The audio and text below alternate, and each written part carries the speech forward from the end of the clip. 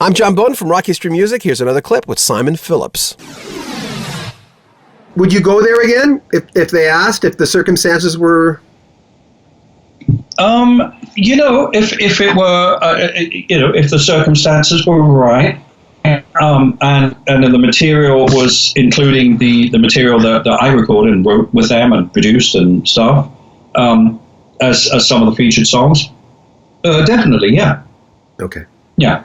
When you were 19 years old, 801, like you're playing with some big players there, were you ever before you answer that, were you ever intimidated in a session? Because obviously, and Caleb Quay talked about you that way. When I talked to you about Caleb just said people knew about Simon. I mean, he says, I'm happy to say that people knew about me. He says, I'm not bragging, but he says, so many times people will come up to Caleb and say, I knew about you, man. You're a good cat. You're good at what you do. Put you in any situation and you'll get it done.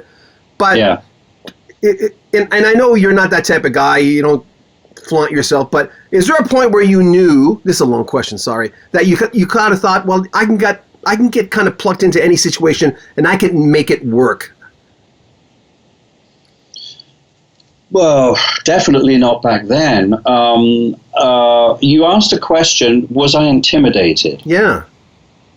I was actually pretty shy, not very outgoing, and had been given a huge discipline lesson working with my father. I was in his band for 4 years, and he had a very old-fashioned sense of values. I was very forthright in my conviction, as it were. This is the way it is. Here's my sound. I was very particular about my sound. And it didn't always fit what was going on then. I didn't like the LA drum sound. So in some ways, first of all, I had a lot of ring. Toms tuned high and ringing like crazy. And I was a fairly loud player back then, and a fairly high-pitched snare drum. That was not the way of mid-70s music.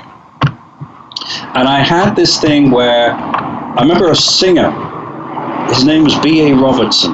He was a songwriter in the mid-70s and singer, and he always loved me on his sessions. And he came up to me, he said, I love the fact you don't sound like anybody else. Don't change that. Isn't that amazing? That would have been about 76, probably. It was at Morgan Studio 4. Never forget. Because when I go to Trident, which is actually where I played with Caleb, it reminded me of Trident because I think that was the only time I worked with Caleb. It was not what the Trident sound was about. Well, actually, the tom-toms were.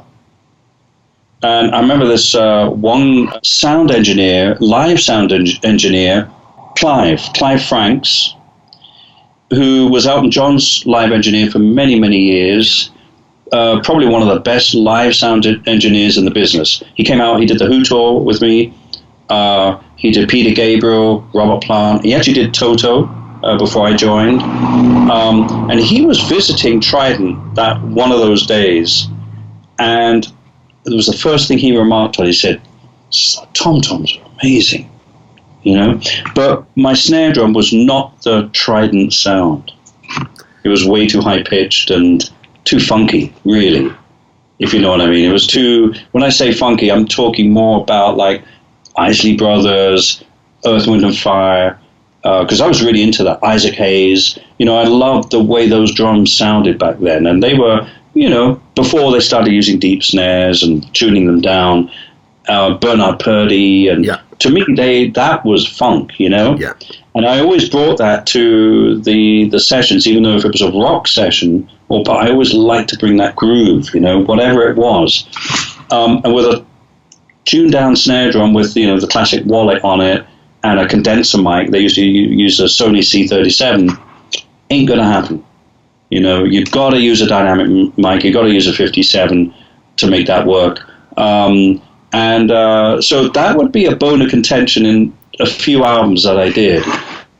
But on the other hand, I was very quiet and shy, so I just wanted to do the best I could, as well as having a very polite, strong particularness, let's say. Yeah. What was the impetus for you to write the book? Ooh, just interesting stories, I guess. They won't be lost, at least. For some people, I hope. And although I actually started it whilst I was still with Toto on tour in the 2000s, and then I stopped for a period, didn't touch it for a period, and I'm slowly getting back to it. I haven't really written much, but now what I'm doing is this archiving, which is helping me kind of I've kind of forgotten what I've written, actually, because I remember something. I go, ooh, I should write about that. And then I go open the folder, and I go down and I go, oh, I've already written about that.